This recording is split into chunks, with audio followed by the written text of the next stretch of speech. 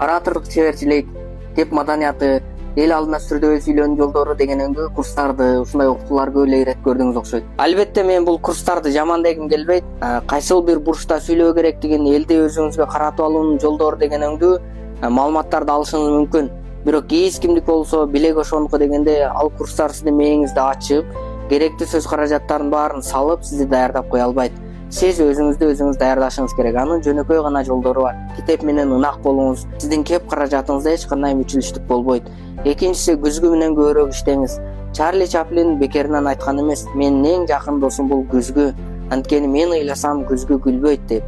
Ошондуктан күзгү бул сизге жасаган иш-аракеттин баардыгын кайтарым байланыш катары сизге абдан жакшы көрсөтүп берип турат. Ошол эле учурда чоң энелерибиз, чоң аталарыбыз караңгыда көз тапкан, капилеттен сөз тапкан, ошолор менен баарлашууда жакшы сөздөрдү бир блокнотторго белгилеп калып жүрсөңүз, бул сизге абдан чоң өзүнүн пайдасын берет.